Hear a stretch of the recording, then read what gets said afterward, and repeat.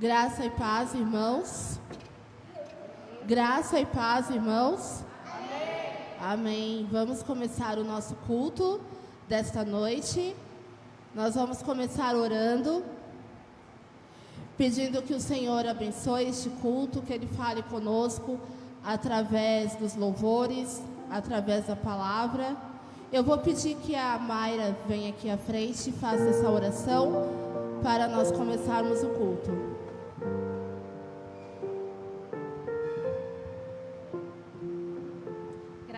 Irmãos, Senhor nosso Deus, Pai, queremos te agradecer, Senhor, por este momento tão maravilhoso em poder estar aqui na tua casa, ó Pai. Que o Senhor possa falar conosco através da palavra, através dos louvores. Fica conosco, Senhor, que nós possamos sair daqui cheios do Espírito Santo, ó Pai. Muito obrigada, Senhor, por esse dia. Muito obrigada, ó Pai, pelo ar que respiramos, Senhor. E em nome de Jesus que nós te pedimos e agradecemos. Amém. Amém. Nós vamos ler a palavra do Senhor. Peço que os irmãos se coloquem de pé em reverência à palavra de Deus. Nós vamos ler Isaías, capítulo 9, do 1 ao 7. Profeta Isaías, capítulo 9, do 1 ao 7. Eu vou ler os versículos ímpares e peço que os irmãos leiam os versículos pares. Diz assim a palavra do Senhor: Mas para a terra que estava aflita, não continuará a obscuridade. Deus, nos primeiros tempos, tornou desprezível a terra de Zebulon e a terra de Naphtali. Mas nos últimos tornará glorioso. Irmãos, no 2 agora. Nos últimos tornará glorioso o caminho do mar, além do Jordão, Galileia, os gentios.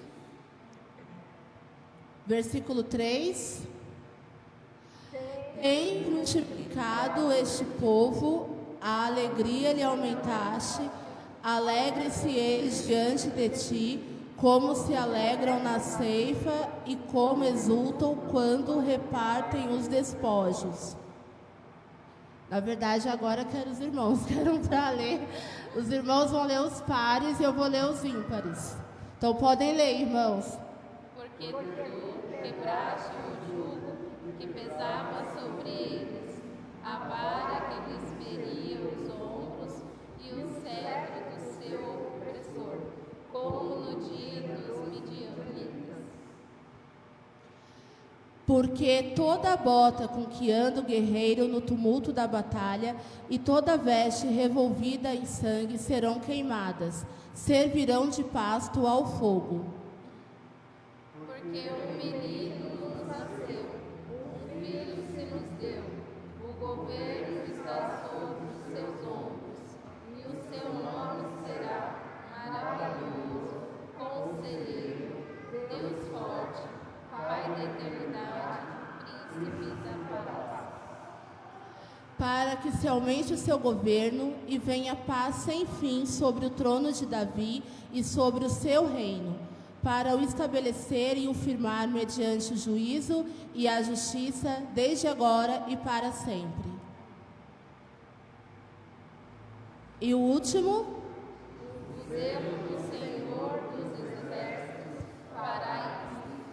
Amém. Nós acabamos de ler uma das promessas no Velho Testamento de que Deus mandaria o Senhor Jesus a essa terra. E nós estamos no mês de dezembro. Nós sabemos que não foi em dezembro que Jesus nasceu. Provavelmente ele nasceu entre os meses de março e abril. Mas o importante foi que essa promessa do Senhor já se cumpriu. Jesus já veio, já nasceu, já morreu, já ressuscitou. E em breve ele voltará para buscar a sua igreja. Amém? Agora nós vamos louvar ao Senhor.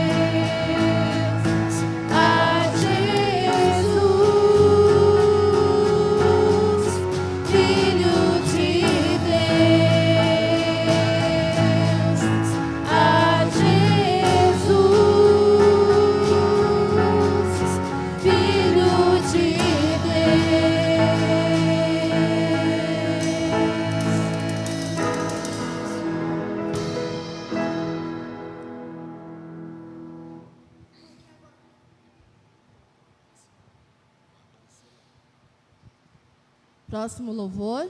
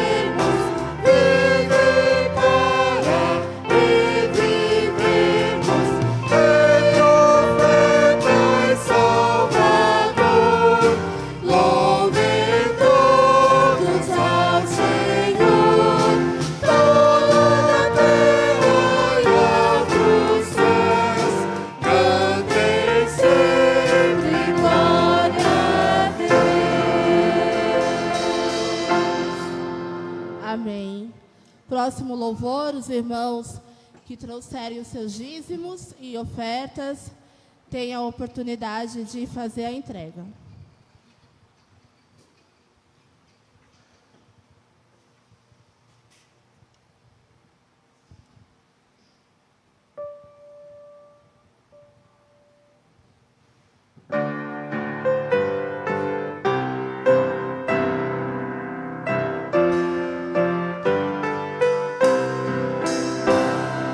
Nasce Jesus, fonte de luz, desce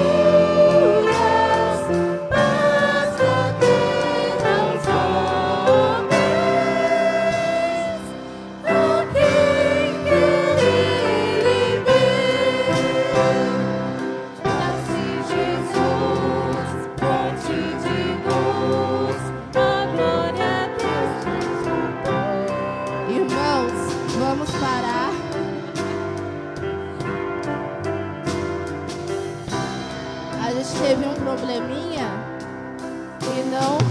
Salve Jesus. Vamos começar de novo. A gente teve um probleminha, a tecnologia é assim, não passou. Então vamos começar de novo, porque estava muito embolado. Jesus não merece um louvor embolado, né? Então vamos cantar de novo, do começo.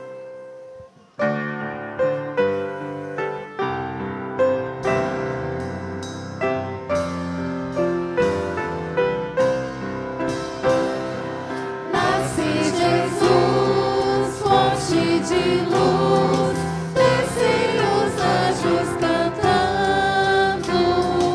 Nasce Jesus, a nossa luz, trevas vem pois dissipando. Nasce Jesus, fonte de luz, rompe as cadeias do forte. Ai, o dia da salvação triunfante vem. Salve Jesus, ó, firma teu justo império. Grato louvores, homens e os anjos vêm. Nasce Jesus, fonte de luz, ó glória a Deus nas alturas, paz na terra aos homens. A quem quer Ele ver? Deus nos amou e nos mandou Cristo, seu Filho querido.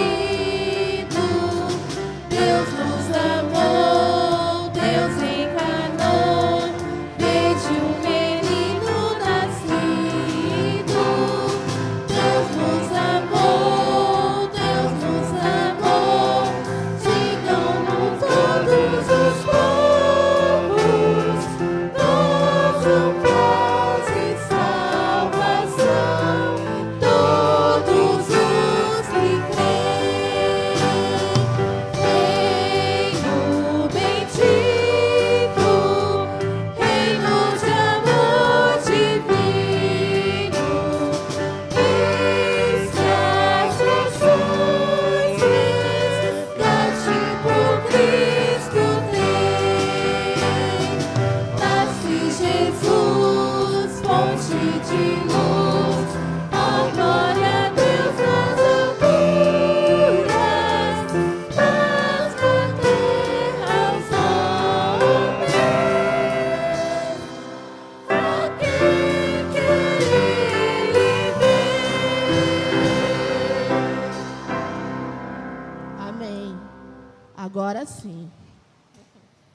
Os irmãos podem se sentar.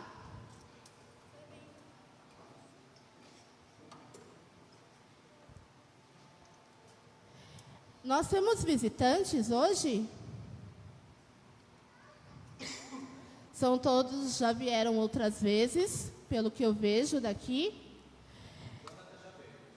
Já veio, já é de casa, Já é a praticamente. segunda vez. Será? Eu vou passar um aviso, irmãos. No próximo domingo, dia 22, nós teremos o nosso culto de Natal, culto especial de Natal. E depois do culto, nós vamos ter a nossa confraternização, como nós fazemos todos os anos. E para que os irmãos saibam como que vai funcionar, o que cada um deve trazer, os irmãos devem procurar a irmã Jane, a Pati e a irmã Luciana, a esposa do Vande, tá bom? Nós vamos agora orar pelos dízimos e pelas ofertas, e depois nós vamos ter mais um louvor. Eu vou pedir para que o irmão Ulisses venha à frente, ore agradecendo a Deus pelos dízimos, pelas ofertas. É através dos dízimos e ofertas que nós podemos manter a casa do Senhor. Os irmãos perceberam que a pintura da fachada foi encerrada e Tudo isso é através dos dízimos e ofertas, e que tudo que foi entregue ao Senhor essa noite seja usado de acordo com a vontade de Deus. Deus amado, em nome de Jesus, queremos te agradecer, Pai, por todos os dízimos que foram aqui depositados e trazidos à casa do Senhor. Queremos te pedir também, ó Deus, que o Senhor tenha misericórdia das pessoas que estão desempregadas, Senhor. Abra portas de empregos para todos e para todas elas, todas essas pessoas também, ó Pai, para que elas possam contribuir com a tua casa, ó Pai amado. E que o Senhor sempre esteja conosco, nos abençoando a vida de cada um, de cada família, que conseguiu contribuir e que está conseguindo contribuir com a sua livre, espontânea vontade, contribuindo com os seus dízimos, sendo fiel a Deus, pois os dízimos é uma ordenança, Pai. Está na ordenança, com promessas. Deus peça, onde Deus fala em Malaquias 3, faça a prova de mim, doando seus dízimos, se eu não fizer transbordar os teus celeiros. Então, basta que a gente cumpra o nosso dever. Nós temos saúde, Deus nos dá casa, comida, trabalho, saúde. Então, que a gente também possa contribuir com aquilo que Deus deixou no manual da vida, né? Que é a Bíblia, a palavra de Deus. Que sejamos fiel a Deus sempre, sempre, sempre, sempre. Sempre, sempre, sempre. Fiel a Deus e temente ao Senhor. Obrigado, Deus. E abençoe todos aqueles que conseguiram contribuir e que doaram seus dízimos para a casa do Senhor. E é isso que eu te peço, desde já te agradeço, no nome santo de Jesus. Amém. Nós vamos cantar mais um louvor agora. Peço que os irmãos se coloquem de pé.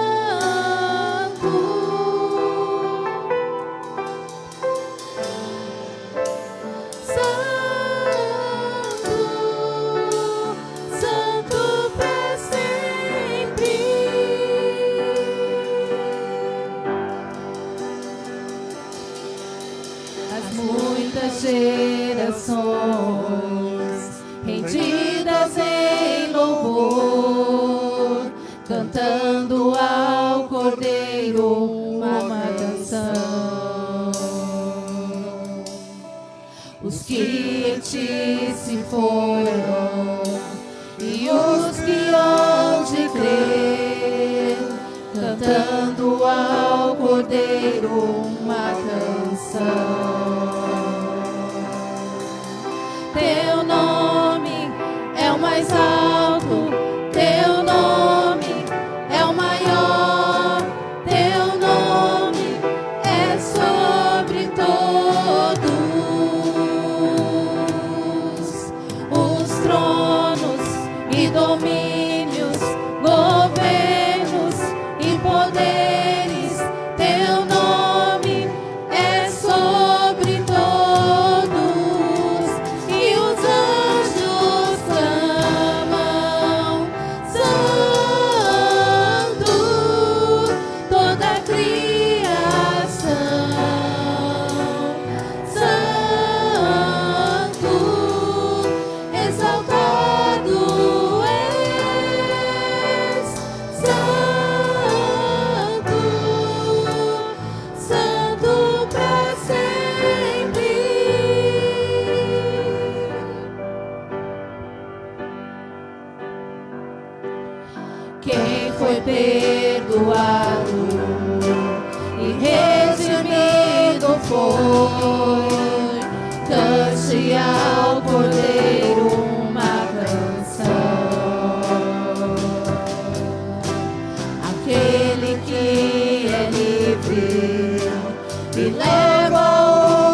nome, cante ao Cordeiro uma canção.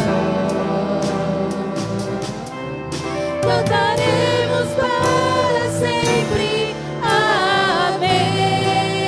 E os anjos clamam, santo, toda a criação,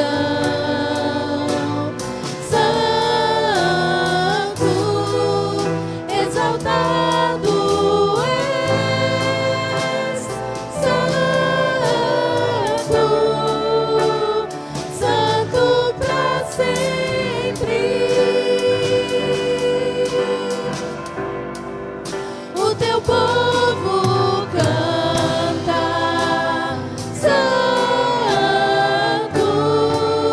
sim ao Rei dos Reis, santo, tu sempre serás, santo, santo pra sempre.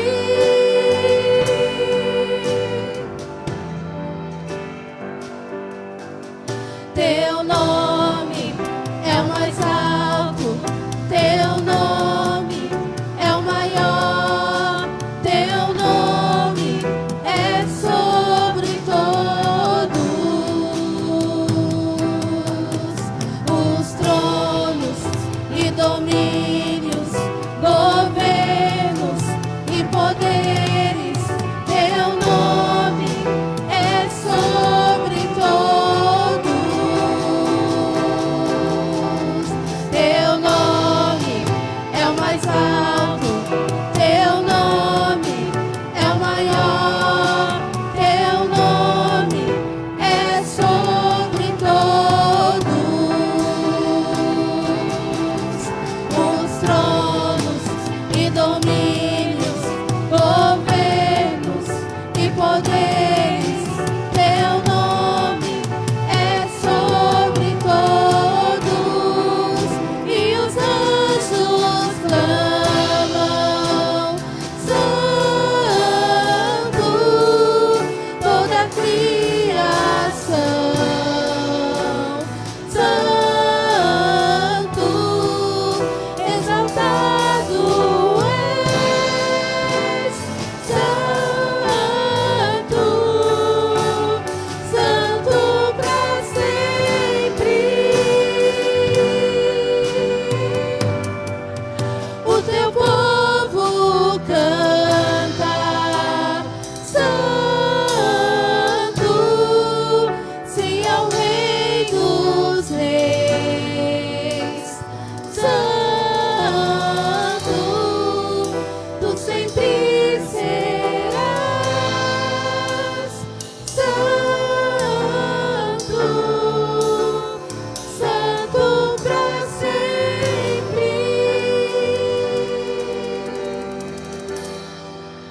Tu sempre serás, santo, santo pra sempre.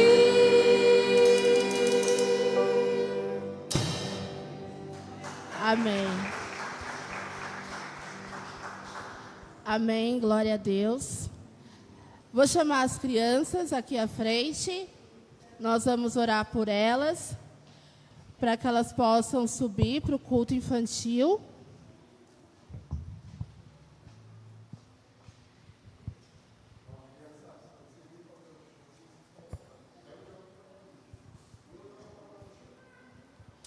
Vamos orar pelas crianças. Senhor nosso Deus, muito obrigada por este culto, obrigada pelos louvores, por tudo que já aconteceu aqui essa noite, Senhor. E nós pedimos que o Senhor continue abençoando as crianças dessa igreja, que tem sido bênção, que tem trabalhado na Tua obra, Senhor, desde pequenas. Abençoe a vida delas, de suas famílias. Abençoe o culto que elas terão agora, Senhor, lá em cima. Não é apenas um momento em que elas saem do templo, mas é um momento em que elas vão prestar um culto ao Senhor na linguagem delas, Senhor.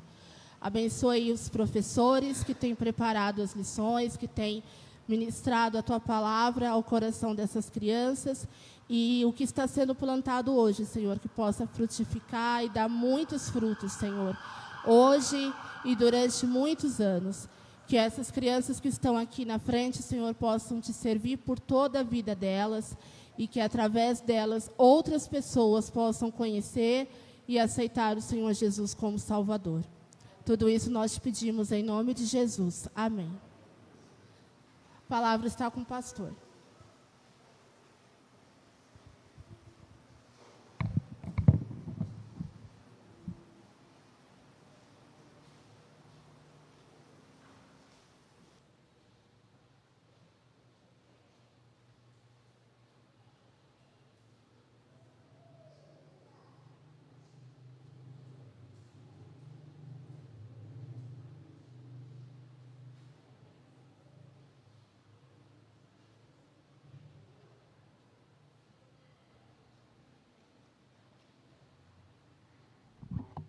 Som. Graça e paz, irmãos. Boa noite a todos, sejam bem-vindos à casa do Senhor. Viemos aqui para louvar o nome do Senhor. Quero agradecer a todos que estão aqui presentes, aqueles que estão nos assistindo pela live, que Deus abençoe a sua vida. E venham nos fazer uma visita. Ainda dá tempo, o ano está encerrando, mas dá tempo de fazer uma visita ainda este ano. O ano começou outro dia, já está próximo do final, hein? Muitas lutas, muitas dificuldades, mas também muitas vitórias que o Senhor nos deu. Vocês viram domingo que vem, hein? Domingo que vem tem uma ceia de Natal aí. Vai ser uma grande bênção, não falta, hein? Nós vamos ter aquele momento de oração agora, irmãos, onde você vai ter oportunidade de colocar diante de Deus o seu pedido. Clame ao Senhor nesse momento, aí no seu lugar, por 2 minutos, e depois eu farei uma oração final, pedindo a Deus pelo nosso país, pela nossa igreja, pelas nossas famílias, pelas lutas. Vamos orar nesses 2 minutos aí. Se a Dani ou a Lorena pudesse fazer um fundo aí com o piano. Agradeço. Oremos.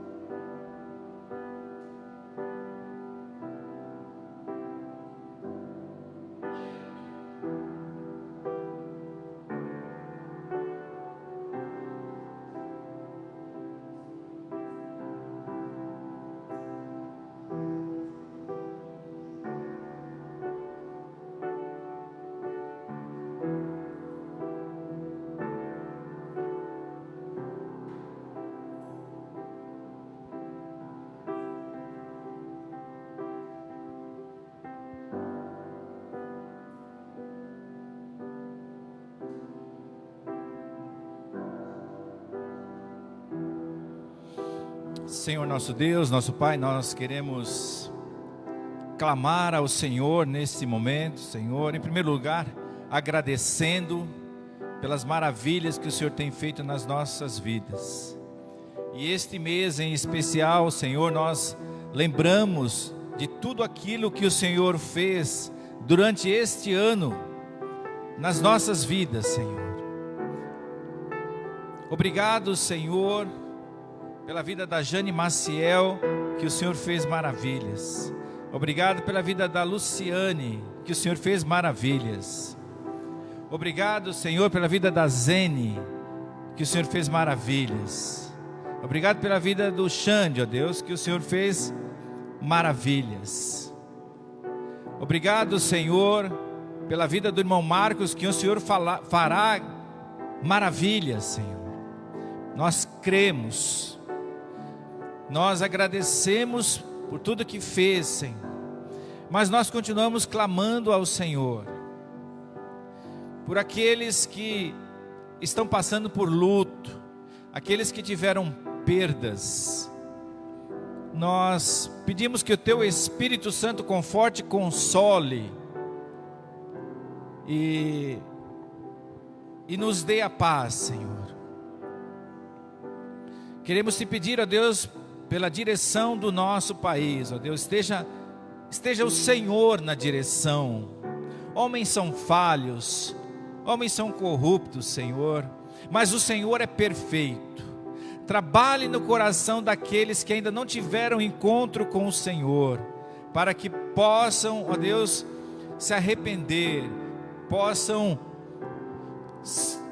trabalhar de forma justa, honesta, Senhor, para o engrandecimento desse grande país.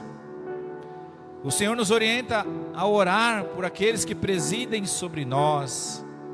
Por isso nós Te pedimos, Senhor, que o Senhor os abençoe, mas se houver transformações para serem feitas, Senhor, que o Senhor faça aquilo que estiver no Teu propósito, na Tua vontade, Senhor, tanto em âmbito federal, estadual, municipal, Senhor, esteja trabalhando na vida desses líderes, Senhor. Ó Deus, nós queremos também Te pedir pela vida desta igreja, que tem sido muito abençoada por Ti, que tem buscado a Tua face, Senhor, às quartas-feiras, aos domingos pela manhã, em escola bíblica dominical, nos cultos à noite, e nós estamos vendo os frutos daquilo que o Teu povo fez, que está fazendo, Senhor.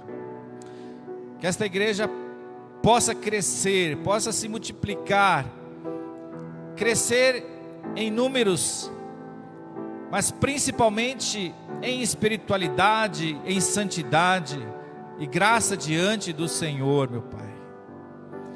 Abençoe o Teu povo que se reúne aqui neste lugar, meu Pai. Abençoe a cada dizimista, Deus, que esse ano não mediu esforços para contribuir, para ajudar com a Tua obra, Senhor. A obra missionária, de missões mundiais, de missões nacionais. Obrigado, Senhor, Te pedimos pela vida do missionário Thales, que assumiu a coordenação da Cristolândia, Senhor. Que aquele trabalho possa crescer, possa se multiplicar, muitas almas possam ser alcançadas através da Cristolândia, meu Pai. Abençoe, Senhor, as nossas famílias, individualmente, cada família da IBM, cada família que tem nos assistido pela live, aos domingos à noite.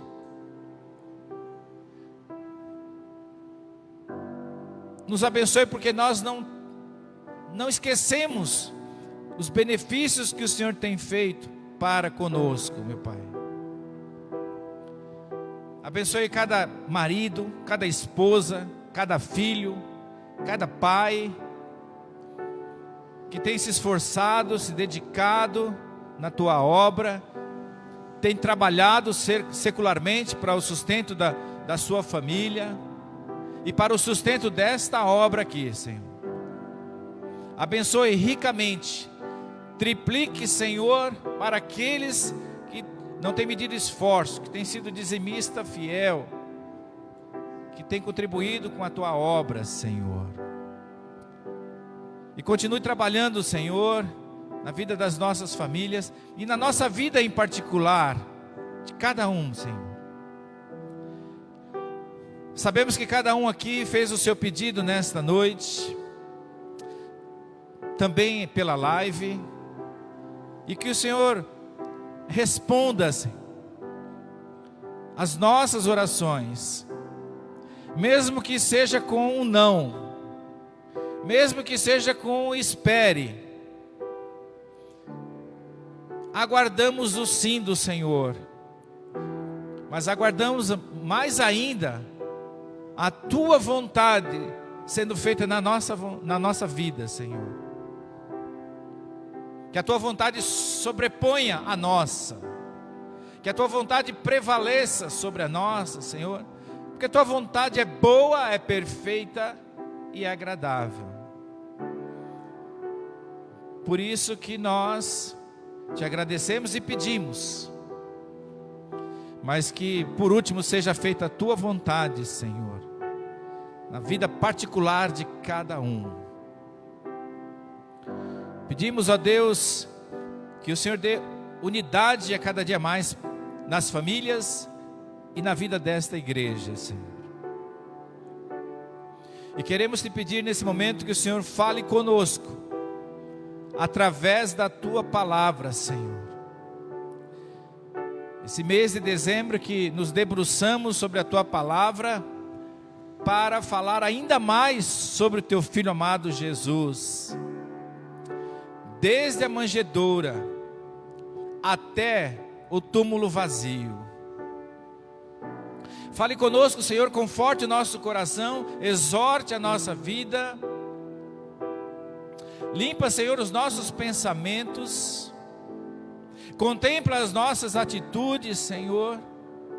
Ensina-nos a buscar-Te dia a dia, a buscar a santificação, sem a qual nós jamais conseguiremos ver o Senhor. E fale conosco, Senhor, sobre esse grande exemplo que foi o Teu Filho amado Jesus na nossa vida. Aquele que nós um dia entregamos a nossa vida, nós o aceitamos como nosso único e suficiente Salvador. Fale conosco através da Tua palavra, Senhor. É o que eu Te peço e Te agradeço, no nome de Jesus. Amém. Amém. Amém. Quero convidar os irmãos a se colocarem em pé e abrir as suas Bíblias em Lucas capítulo 2, de 1 a 19. Evangelho segundo escreveu Lucas, capítulo 2,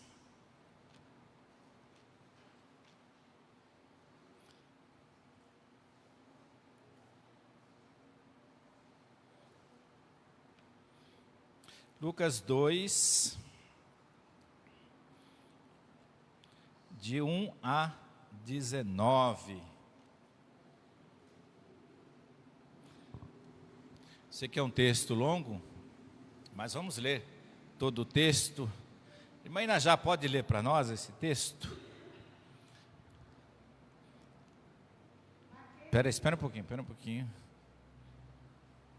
Eu não estou ouvindo sua voz. Espera aí.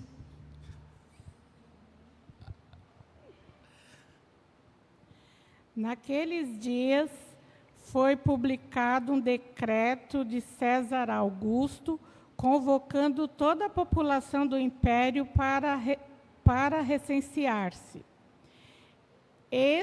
O primeiro recenseamento foi feito quando Quirino era governador da Síria. Todos iam alistar-se, cada um à sua própria cidade. José também, subindo da Galiléia, da cidade de Nazaré, para a Judéia, a cidade de Davi, chamada Belém, por ser ele da casa e da família de Davi, a fim de alistar-se com Maria, sua esposa, que estava grávida. Estando eles ali, aconteceu completarem-se os dias, e ela deu à luz o seu filho primogênito. Enfaixou-o e o deitou numa manjedoura, porque não havia lugar para eles na hospedaria. Havia naquela mesma região pastores que viviam nos campos e guardavam o seu rebanho durante as vigílias da noite. E um anjo do Senhor desceu aonde eles estavam, e a glória do Senhor brilhou ao redor deles, e ficaram tomados de grande temor. O anjo, porém, lhe disse: não temais, eis que vos trago boas novas de grande alegria, que será para todo o povo. É que hoje vos nasceu na cidade de Davi o Salvador, que é Cristo o Senhor. E isso vos servirá de sinal. Encontrareis uma criança envolta em faixas e deitado em uma manjedoura.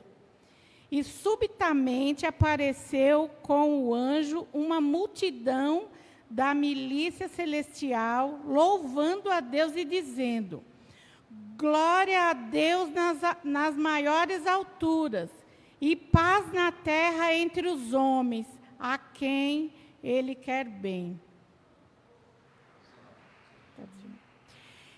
E ausentando-se deles, os anjos para o céu, diziam os pastores uns aos outros: vamos até Belém e vejamos os acontecimentos que o Senhor nos deu a conhecer.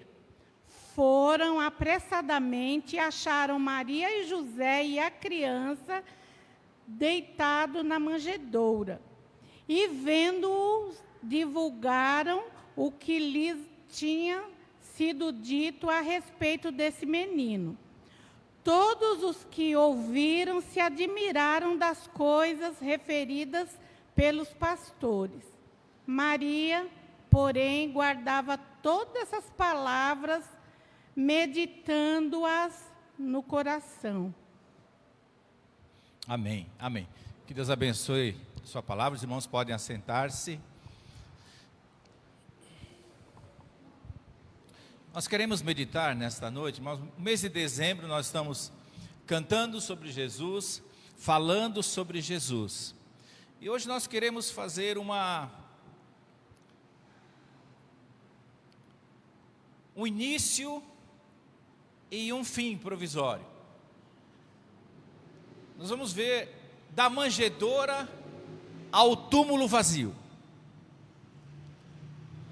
Há um período aí de 33 anos da manjedoura até o túmulo vazio. Parece um tempo pequeno para nós, porque esse é um tempo nosso, é um tempo cronos, tempo cronológico. Mas esse tempo para Deus é um tempo que foi importante para resgatar a humanidade.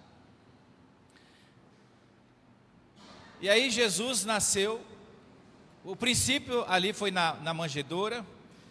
Só que seria interessante a gente entender o seguinte, irmãos, olha, da eternidade até a manjedoura é um tempo.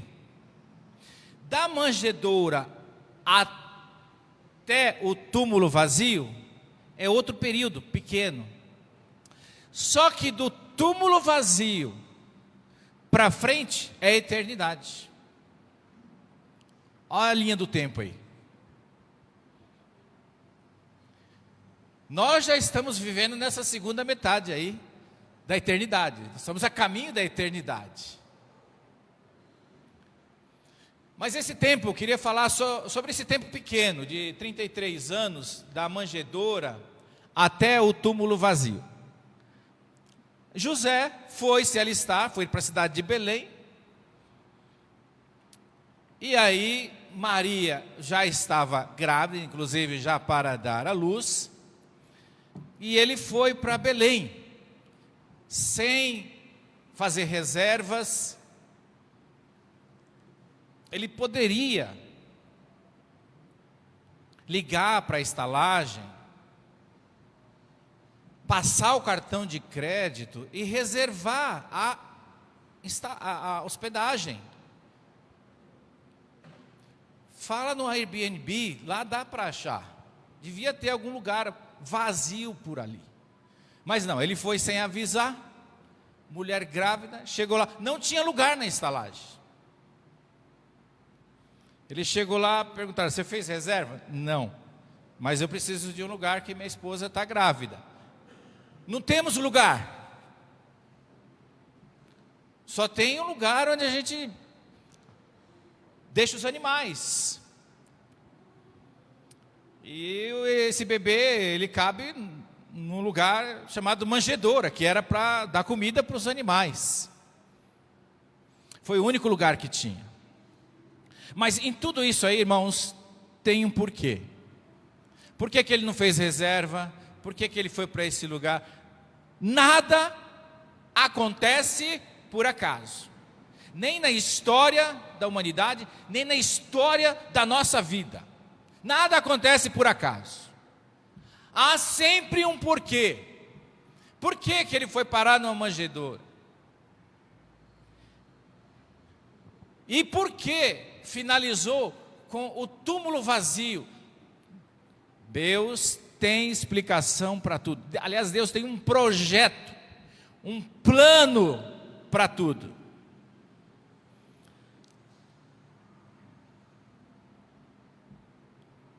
O primeiro é sobre Jesus, o seu nascimento e infância. Então ele teve uma concepção, já foi especial. A concepção dele foi sobrenatural, fora do comum. Onde nasceu também um lugar diferente. Mas nasceu num lugar simples, para ensinar o valor da humildade. Jesus sempre foi humilde, já desde o nascimento dele, já foi para um lugar bem humilde. E os seus pais aceitaram. Se os pais fossem orgulhosos, falaram: não, meu filho ficar numa manjedoura, num estábulo de animais, de jeito nenhum. Mas sem eles saberem, estava dentro do plano de Deus, para desde o nascimento já nos dar uma lição de humildade, de aceitação, de renunciar prazeres, conforto. Jesus trabalhou no ofício do seu pai. Seu pai era carpinteiro e ele deu sequência, ele aprendeu esse ofício do seu pai e trabalhava. O trabalho, como dizem hoje, dignifica o homem, dignifica a mulher. Um trabalho honesto, um trabalho árduo. Esse ofício de Jesus era trabalho árduo. Ele devia ajudar o seu pai lá na carpintaria. E isso foi a infância dele. Lia muito as escrituras. Como eu sei disso? Porque chegou um determinado momento, ele tinha 12 anos de idade. 12 anos. 12 anos a gente está entrando ali no segundo grau, né? Agora é o fundamental e depois é o médio. Ensino médio. Só que o conhecimento dele não era ensino médio. Era para lá de faculdade. Era para lá de pós-graduação. Era para lá de mestrado. Poderia ser considerado como um doutor. Por quê? Porque ele estava pregando no templo. Ele com 12 anos, ele foi perdido, né? Os pais perderam o menino. Não sei como, mas perderam. E quando acharam ele no meio dos doutores lá, ensinando doutores.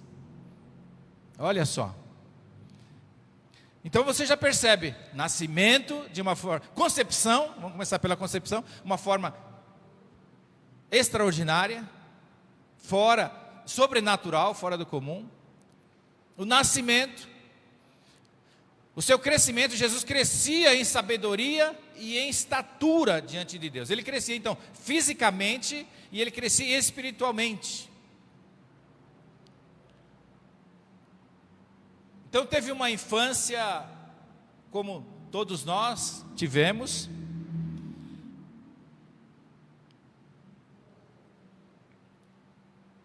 Mas você não vê Jesus nem na infância, não tem muito relato, é lógico. Do 0 aos 12 anos nós temos pouca coisa. Dos 12 também até o princípio do seu ministério, também temos poucos relatos. O que nós vamos ter ricamente é os 3 anos de ministério, os últimos 3 anos da sua vida. Mas Jesus crescia em estatura e em graça diante dos homens e diante de Deus. Um nascimento e um crescimento especial. Conta algumas coisas da infância dele, mas é especulação e eu também nem vou falar. Jesus ele veio aqui na terra, meus irmãos, com algumas missões. A gente pensa que ele só veio salvar o mundo. Também. A principal missão. Mas ele também veio com a missão de ensinar. Chegou um certo momento do ministério dele, que ele subiu no monte e começou a ensinar a multidão. E as multidões, as pessoas estavam se acotovelando ali, porque queriam ouvir Jesus. Aí ele subiu no monte para ficar mais fácil, para falar com a multidão. Jesus também pregava no templo. Fez pregações ao ar livre, fez pregações no presencial, num templo como este, bem maior, creio. Mas qual é a missão dele? Ele ensinava. O que ele nos ensinou, irmãos? O que nós podemos guardar de ensinamento de Jesus? Ele nos ensinou o que é amar de verdade, por exemplo. A gente fica se pensando aí, quando a gente fala em amar, parece que só vem na mente assim, o marido, o amor de marido com esposa, esposa com marido. Mas Jesus ele veio nos ensinar o que é amar de verdade. A palavra amor no grego, ela tem 4 sentidos. Por isso que no português é um sentido, e às vezes você fala amor, pode ser que alguém entenda de uma forma diferente. Mas amor no grego, o grego é mais específico, né? O amor eros é aquele amor de marido, mulher, esposa com marido. Esse é o amor eros. Tem o amor filios, que é o amor de amizade, que você tem amizade por uma pessoa. Pode ter. Um homem pode amar outro homem? Pode. De amizade. Hay que falar disso, eu amo todos vocês aqui, todos os homens aqui, as mulheres também. Mas é o amor filios. Amor amizade. Tem um amor estorguê, que é o amor parental, de filho para o pai, do pai para o filho, mãe para a filha, filha para a mãe. Esse é o amor estorguê. E tem o amor ágape. Alguns falam agape, mas é ágape. É um amor sacrificial, amor puro, verdadeiro, amor que não busca interesse. Esse é o amor de Deus. Quando a gente lê lá em João 3,16, porque Deus amou o mundo de tal maneira, é o amor ágape ali. É o amor sacrificial, aquele que se sacrifica. Jesus mesmo ensinou assim: não há prova de amor maior do que dar a sua vida em favor de alguém, em favor do seu amigo. Não tem prova maior do que essa, do que você doar. E foi justamente o que Deus fez através de Jesus. O que ele fez? Ele doou o seu filho. Ele entregou, ele abriu mão. Ele renunciou. Está presente com o seu filho para abençoar a humanidade.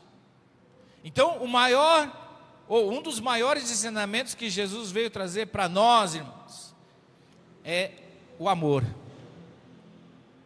Aliás, sabe por que o cristianismo é tão odiado? Justamente por causa do amor.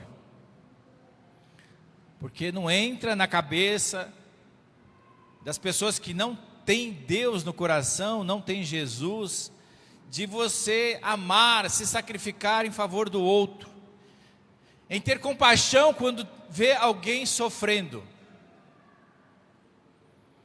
Por isso que o cristianismo é tão perseguido, porque há muito ódio no mundo, há muita maldade.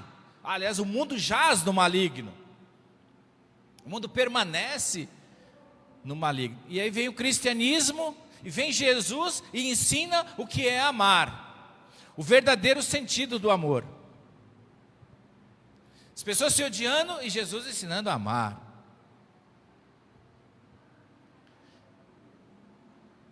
Jesus ensinou o caminho da obediência e da renúncia.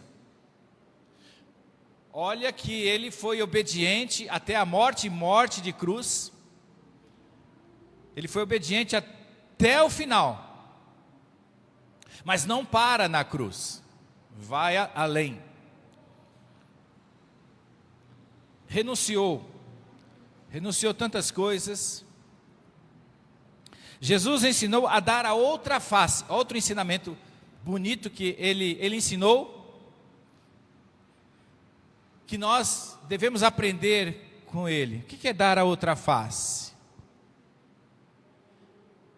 É você não ligar para a ofensa ou para a maldade de alguém, e em vez de pagar o mal com o mal, você paga o mal com o bem. Você dá outra face.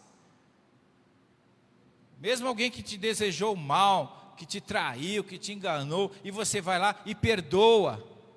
Perdoar é um ato de amor. Perdoar é dar a outra face. E Jesus fez isso. Em plena crucificação, momento de dor, de hemorragia, de câimbras terrível, aquela placa que colocaram na cruz, acima da cabeça dele, aquilo ali atrapalhava. Ele não tinha nem como reclinar a cabeça para trás. Horrível.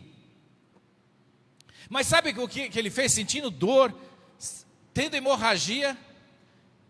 Sabe o que ele falou para Deus sobre os soldados que acabaram de crucificar ele? Ele disse assim: Pai, perdoa-lhes, porque não sabem o que fazem. Talvez se fosse um de nós, estava reclamando. Não, essa crucificação é injusta, esse julgamento é ilegal, é injusto. Me tirem daqui. Talvez estivéssemos praguejando, falando muita coisa lá.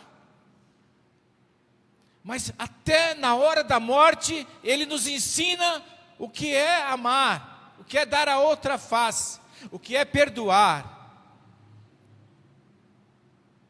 Da manjedoura até o túmulo vazio, nós temos muito o que aprender com Jesus.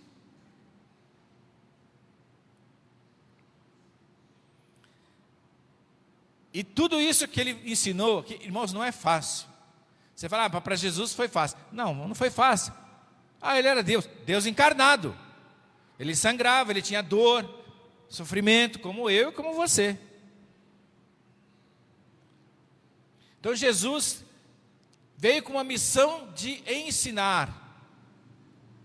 E como é bom, nós aprendemos na revista passada, hoje nós começamos uma revista nova, que é as Cartas de João. Hoje o professor Eiji já deu a primeira aula sobre as Cartas de João, muito bom. E acabamos de estudar o Sermão do Monte, os ensinos preciosos de Jesus só no Sermão do Monte. E aí os irmãos que querem aprender, venham na escola bíblica dominical, venham, que você vai aprender aquilo que Jesus ensinou. Então a missão de Jesus foi ensinar, e ele ensinou muito bem. Um dos ensinos,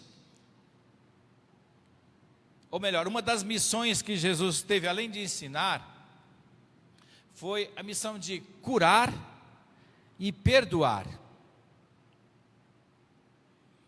Jesus, ele curou o cego para mostrar que ele é a luz do mundo.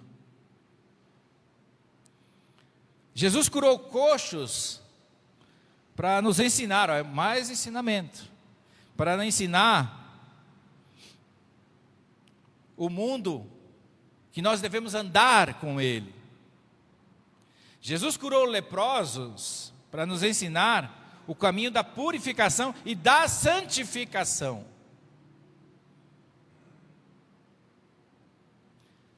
Além de curar, Jesus curou todos da sua época? Não, mas ele curou muitos da sua época.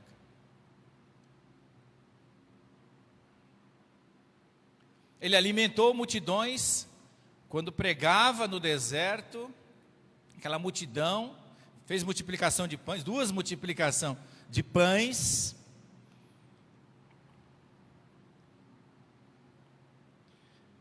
E ele perdoou pecadores e pecadoras, para mostrar que a humanidade pode ser perdoada dos seus pecados, sim.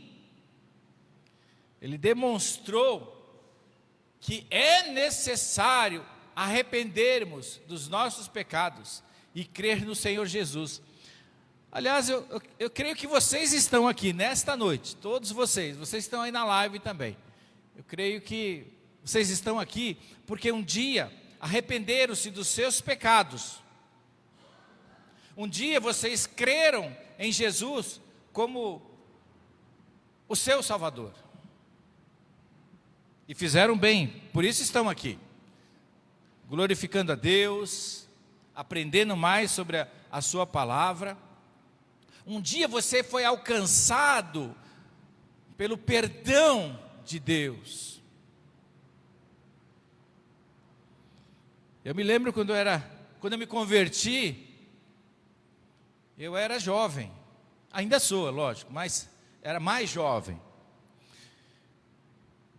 Era saindo da adolescência, indo para a juventude, esse momento aí, 17 para 18 anos, e já era um pecador, já tinha bastante pecado, já podia contar a multidão dos pecados.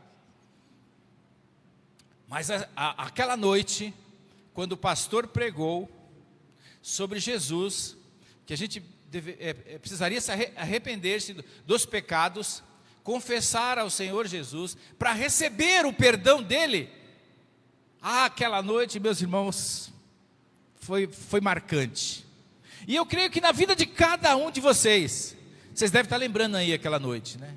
Que vocês levantaram a mão, às vezes alguns vieram à frente, alguns vieram em prantos, choraram, entregando a sua vida para Jesus.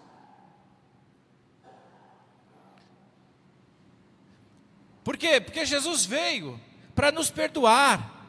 Uma das missões dele foi essa. Mas é necessário a gente fazer a nossa parte, que é arrepender-se dos nossos pecados. A palavra de Deus nos ensina: aquele que confessa e deixa os seus pecados, alcança misericórdia.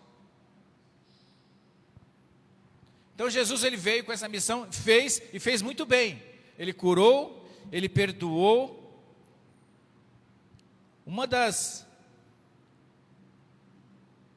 dos momentos assim que nós aprendemos com Jesus sobre perdão, foi quando aquela mulher foi pega em adultério, só ela, né? Só ela. Já injusto, só aí já é um julgamento injusto. Mas Jesus não falou que o julgamento era justo ou era injusto. Às vezes a gente fica muito raso, a gente fica nadando na superfície, a gente só enxerga a ponta do iceberg, mas o problema é mais profundo. E Jesus estava vendo uma amplitude bem maior do que aqueles que estavam já com pedras na mão para atirar sobre ela. E que sabedoria, que sabedoria. Atire então a primeira pedra, quem não tiver pecado.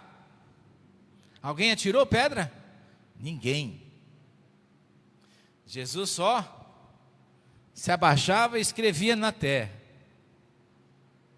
Talvez, não é certeza, talvez Jesus estivesse escrevendo o pecado da humanidade ali na terra. Aí o povo começou a pensar, refletir na sua vida, pecadores, e falam, nós estamos julgando alguém, e nós não temos essa condição, nós também somos pecadores. Aí as pedras caíram pelo chão, as pessoas deram meia volta, foram embora, e ficou Jesus e a mulher só. E quando ele levantou a cabeça, se levantou da terra, que estava escrevendo, e aí mulher, cadê os teus acusadores? Ninguém te acusou? Ninguém te condenou? Não, Senhor. Eu também não te condeno. Vai-te e não peques mais. O que ele disse? Ele quis dizer com isso, nas entrelinhas: perdoados estão os teus pecados. Você está perdoado. Vai embora. Olha que lição bonita, que ensino, que exemplo de vida que Jesus teve, desde a manjedoura até o túmulo vazio. Que ensino, que sabedoria. Isso serve para nós, irmãos. Para quando o irmão pecar contra você, um amigo, um familiar, você não fique guardando mágoa, rancor, querendo dar o troco. Não, pense em Jesus, da manjedoura até o túmulo vazio. Vê a sua trajetória, nesse pouco tempo de vida, mas olha o quanto que ele fez, quanto que nos ensinou. E aí serve para nós pensarmos e repensarmos na nossa vida e a nossa postura diante de uma situação como essa. Perdoar ou não perdoar? Atirar pedra ou não atirar pedra? Condenar ou não condenar?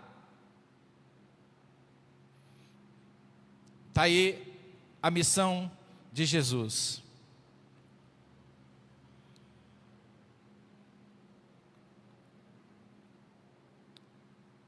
A outra missão, talvez a principal, uma das mais importantes, foi a missão de salvar, resgatar. Às vezes a gente usa a palavra redenção, a gente não sabe bem o sentido. Por que Jesus é o nosso redentor? Redenção é um preço pago por um resgate. Quando um sequestrador prende uma pessoa, ele pede um valor para soltar aquela pessoa. Aquele valor é redenção. Aquele valor é o preço do resgate. Jesus pagou esse preço através da sua morte na cruz. Ele pagou um alto preço, aliás, para que nós hoje pudéssemos ser salvos. E nós somos salvos pelo sacrifício de Jesus, não por mérito próprio. Ah, mas pastor, eu sou bonzinho, eu até dou dízimo aqui na igreja. Não foi. Você não foi salvo pela sua bondade, pelo seu caráter. Não foi pelo seu dinheiro, não foi por isso. Você foi salvo por Jesus. Jesus veio para morrer por nós na cruz. Sabe por quê, irmãos? Sabe por quê que ele veio? Ele veio porque ninguém mais podia. Nem eu, nem você, nem no passado, nem no presente, nem no futuro. Não vai ter ninguém capaz de morrer por nós. E na plenitude dos tempos, ou seja, no tempo certo, Deus enviou o seu Filho para nos salvar. Essa era a missão principal. Não a única, mas a principal, de nos salvar, de restaurar o homem. Ele veio fazer aquilo que o primeiro Adão não teve a capacidade de fazer. Ele veio e restaurou o homem. Ele levou o homem de volta para Deus. Que Adão, por causa do seu pecado, ele falhou. Poderíamos hoje ter outra realidade. Talvez uma vida não tão curta como a nossa, que é de 80, 90 anos. Poderíamos ter muito mais tempo de vida. Mas Adão falhou. E aí, a Bíblia até fala sobre o segundo Adão. Quem é? Jesus. Esse cumpriu. Jesus é o segundo Adão porque ele cumpriu a missão de levar o homem de volta para Deus. É por isso, meus irmãos, que todos aqueles que aceitaram Jesus como seu Salvador e hoje são salvos, salvos de quê? Da morte eterna, do inferno, para levar para onde? Para o céu, para a morada de Deus. Salvou da condenação do nosso pecado.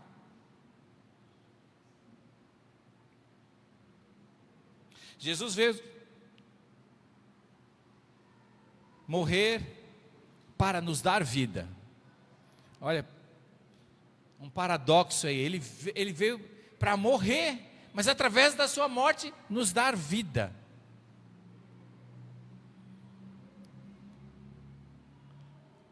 Mas a história não para por aí. Se fosse da manjedoura até o Calvário, a história teria sido parcial. Mas ela vai até o túmulo vazio. Jesus e a sua missão de vencer a morte. Quando Deus falou lá em Gênesis que mandaria alguém que viria da mulher, você vê que Jesus ele veio da mulher, não do homem, mas da mulher. Não teve conjunção carnal, não teve participação do homem. E lá em Gênesis ele fala, inclusive ele fala, sairá da mulher, de ti mulher, aquele que vai esmagar a cabeça da serpente. E esse é Jesus, ele esmagou a cabeça da serpente, vencendo a morte. Onde a história não para na crucificação, vai além até o túmulo vazio. Venceu a morte porque ressuscitou.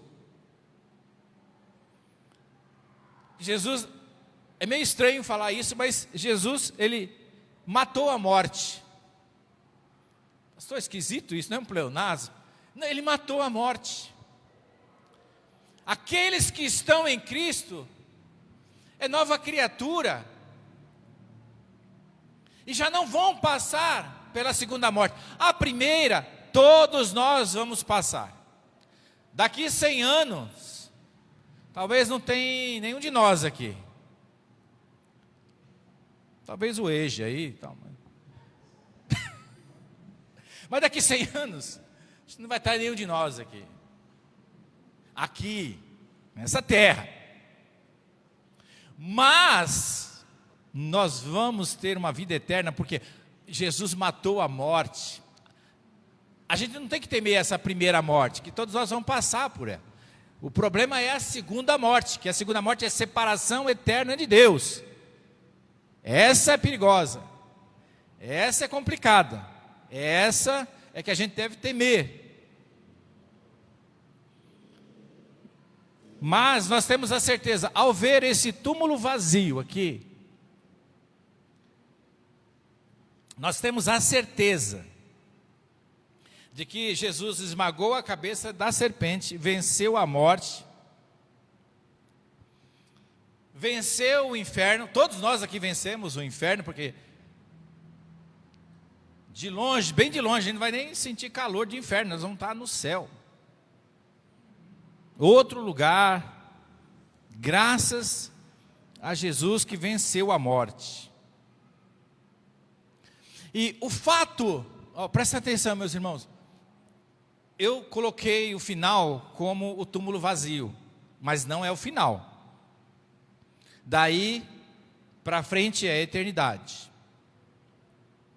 E se ele ressuscitou e está vivo, a gente poderia até estender um pouquinho mais para a ascensão.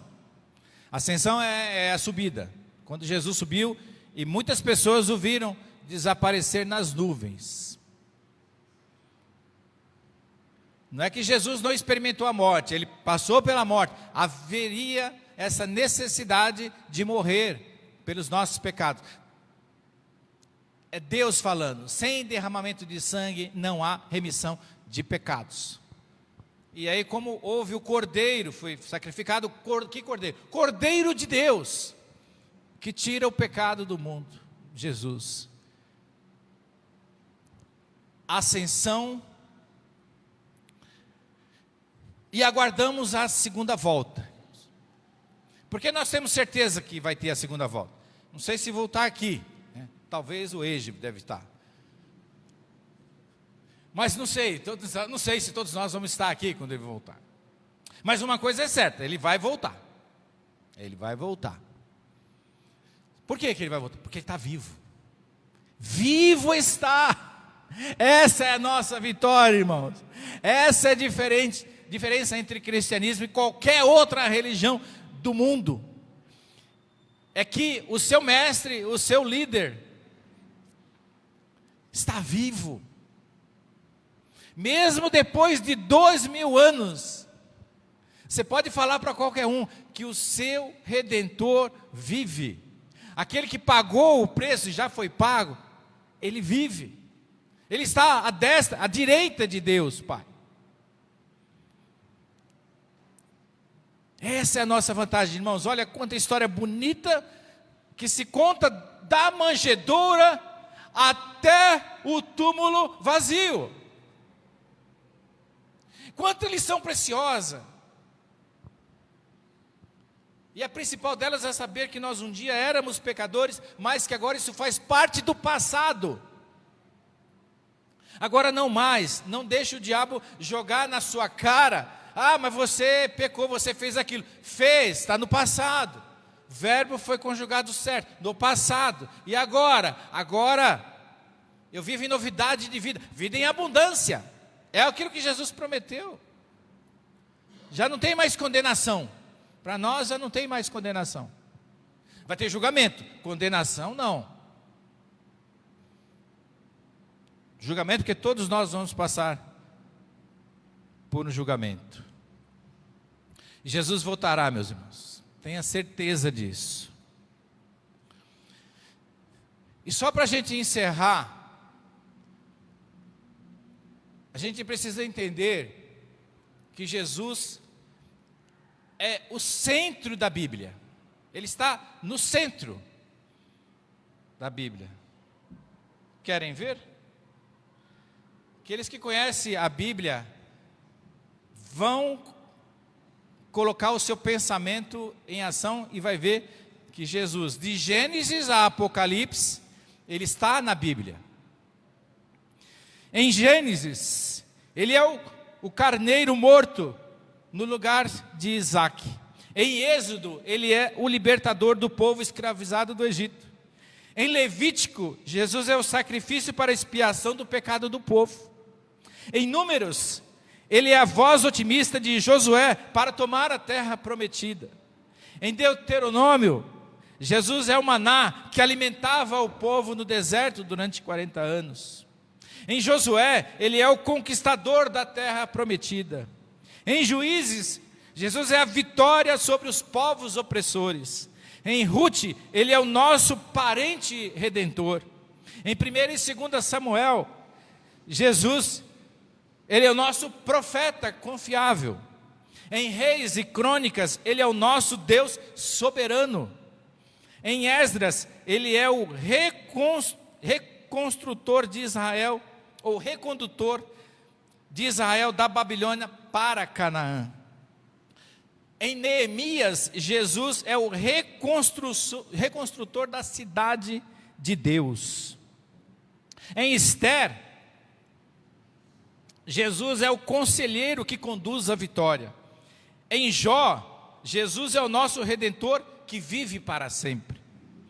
Em Salmos, ou melhor, em Jó, ele é o nosso redentor que vive para sempre. Em Salmos, ele é a poesia cantada na mais alta exaltação, e é o nosso pastor que não deixa nada faltar. Em Provérbios, Jesus é a própria sabedoria. Em Eclesiastes, Jesus é o conselheiro sábio de todas as épocas. Em Cantares de Salomão, Jesus é o belo noivo. Em Isaías, ele é o servo sofredor e a luz dos povos que andava em trevas. Em Jeremias e Lamentações de Jeremias, ele é aquele que adverte contra os pecados e suas consequências. Em Ezequiel, Jesus é aquele que dá vida aos ossos secos. Em Daniel, ele é aquele que fecha a boca dos leões e passeia na fornalha de fogo, o quarto homem. Em Oséias, Jesus é aquele que aponta o pecado do povo, mas mostra o amor de Deus. Em Joel, Jesus é a promessa do derramamento do Espírito Santo. Em Amós, Jesus é aquele que leva o nosso fardo. Em Obadias, Jesus é o nosso Salvador. Em Jonas, Jesus é o grande missionário que leva a palavra de Deus ao mundo. Em Miqueias, ele é o mensageiro dos pés formosos. Em Naum, ele é o vingador. Em Abacuque, Jesus é a sentinela orando pelo reavivamento. Em Sofonias, Jesus é o Senhor poderoso para salvar. Em Ageu, Jesus, ele é o restaurador da nossa esperança perdida. Em Zacarias, Jesus é a nossa fonte inesgotável. Em Malaquias, ele é o sol da justiça com cura em suas asas. Em Mateus, ele é o rei para sempre.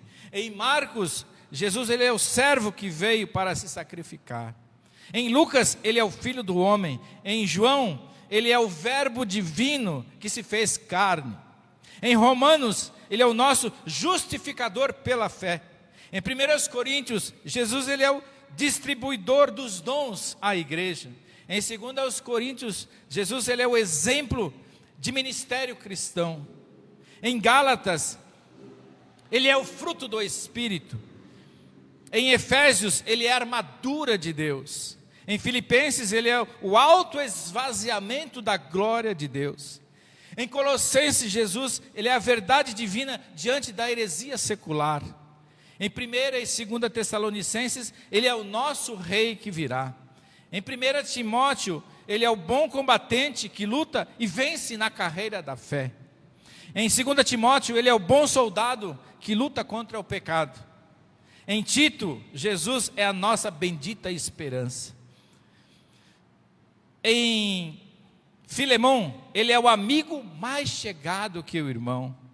Em Hebreus, ele é o nosso sumo sacerdote para sempre. Em Tiago, ele é a conduta ética cristã no cotidiano. Em 1 Pedro, Jesus, ele é a genuína graça de Deus. Em 2 Pedro, ele é a verdade imutável em contraste com as heresias mundanas. Em 1 João, ele é a preocupação com o bem-estar dos crentes. Em 2 João, ele é o professor dos mandamentos do amor. Em 3 João, ele é o tratamento piedoso aos ministros do Evangelho. Em Judas, ele é o batalhador em favor da fé. E em Apocalipse, ele é a revelação de Deus ao homem como única forma de salvação. É aquele que foi, é aquele que há de vir, Ele é o alfa e o ômega. Jesus é simplesmente o centro de tudo.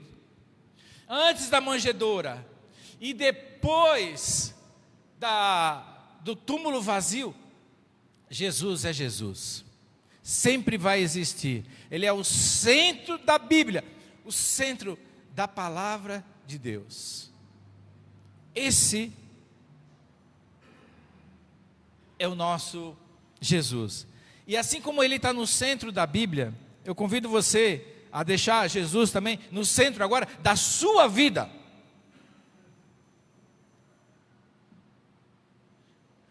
É época de nascimento, deixa Jesus nascer a cada dia na sua vida. Não nasceu só uma vez quando você se converteu, deixa ele nascer todos os dias. No novo amanhã. Deixe Jesus fazer parte das suas decisões. E isso acontece quando realmente Ele é o centro da nossa vida. Quando nós participamos a Ele, as nossas decisões, antes de tomar as decisões. Porque Jesus é o nosso irmão, é o nosso conselheiro, é o nosso pai, é o nosso médico, é o nosso advogado, é o nosso perdoador, é o nosso curador, é aquele que vai nos levar para o céu. Já está garantida a nossa passagem, já compramos passagem com Jesus. Por isso nada melhor do que uma época como essa do Natal, nós pensarmos que não é só o Natal, não é só o nascimento, mas é do nascimento até a ascensão. É da manjedoura até o túmulo vazio. Quanta coisa, irmãos, quanta coisa que a gente tem que pensar sobre Jesus, não apenas no seu nascimento. O nascimento é só a parte inicial.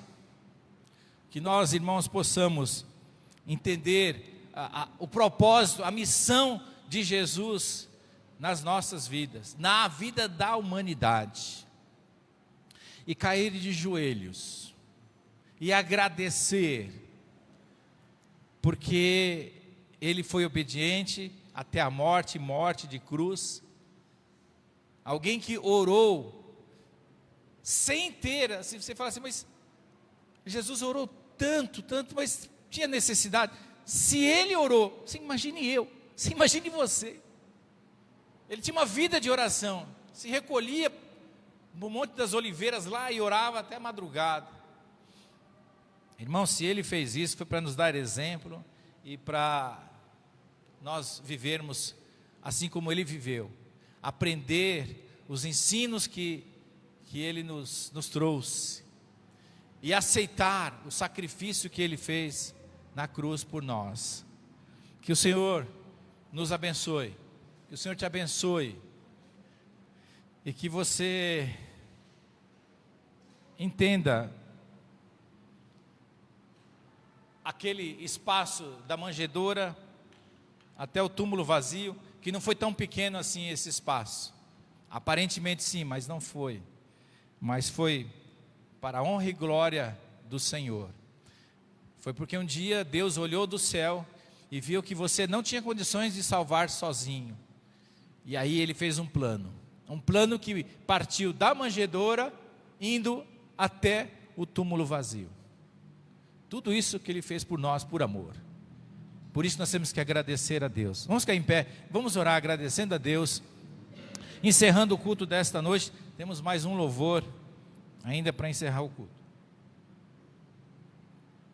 Pai, nós queremos te agradecer, porque o teu filho amado Jesus nasceu numa manjedoura, humildezinho ali, ó Deus, porque não havia lugar para ele na estalagem, mas ele veio, nasceu, cresceu, cumpriu as suas missões de ensinar, de pregar, de perdoar, de curar, de salvar, de esmagar a cabeça da serpente. Obrigado, Senhor, porque o teu filho amado veio e cumpriu rigorosamente a missão ou as missões que que o Senhor determinou a ele.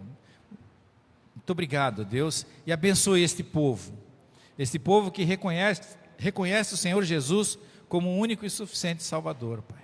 Continue nos abençoando daqui para frente também, Senhor, porque daqui para frente está a eternidade à nossa espera. Muito obrigado por tão grande amor e por tão grande salvação, meu Pai. Eu oro agradecido no nome de Jesus. Amém. Amém.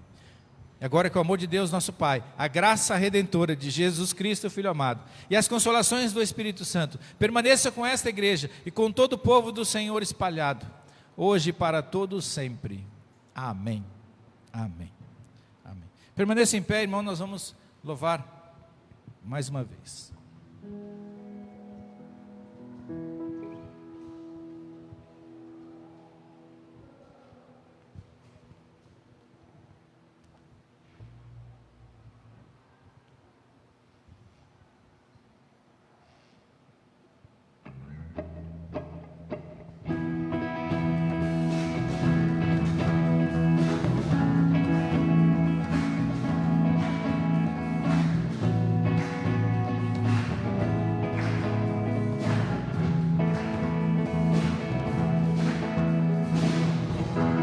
Grande é o Senhor, poderoso Deus. Grande é nos altos céus.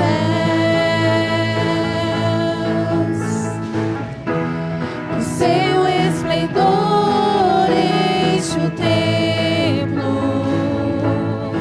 Entoamos seu louvor.